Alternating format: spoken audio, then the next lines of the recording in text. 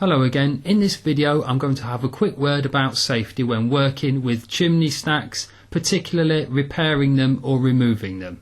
Now, it wouldn't be practical or sensible for me to attempt to point out every aspect of health and safety or provide you with a method statement. But what I can do is point out some obvious and maybe not quite so obvious things to keep in mind before thinking of undertaking any sort of chimney work. First, let's talk about mass or weight.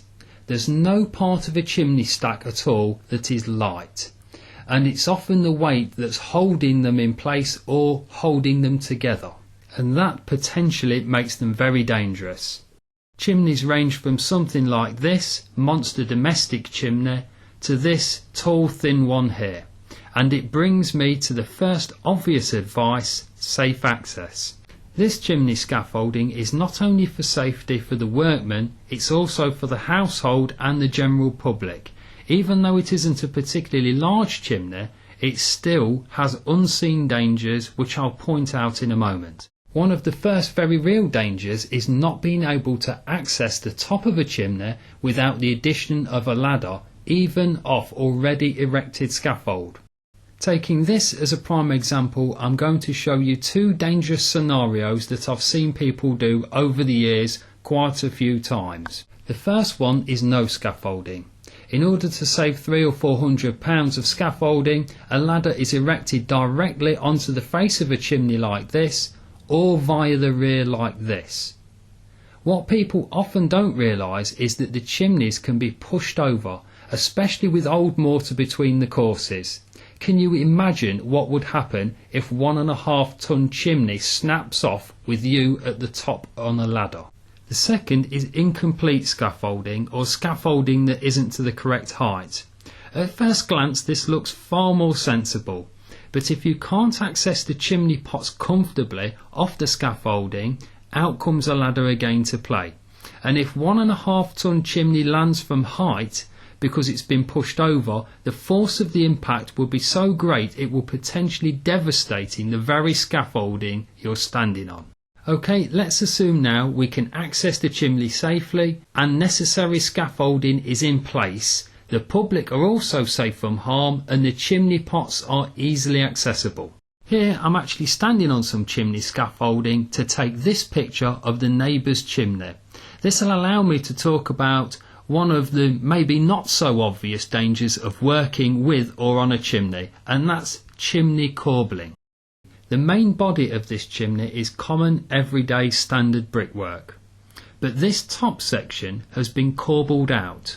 Now, corbelling is a method of flaring out the brickwork up to the top section or crown of the chimney so that it becomes wide enough to seat the pot on or in the very top of the chimney itself. The problem here is that often the mortar holding this corbelling together has become weak, sometimes this weak.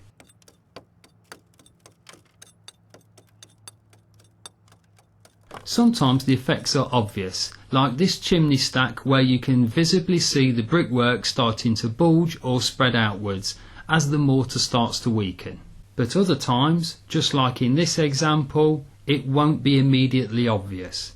The problem here is that when you start removing the top flaunching, the weight provided by the crown itself is the only thing holding it together, especially if you start hitting it with a hammer. This can actually cause a split or a part of the corbelled chimney section to collapse, and 3/4 ton of bricks landing on you, your legs or the scaffolding will be a very bad day.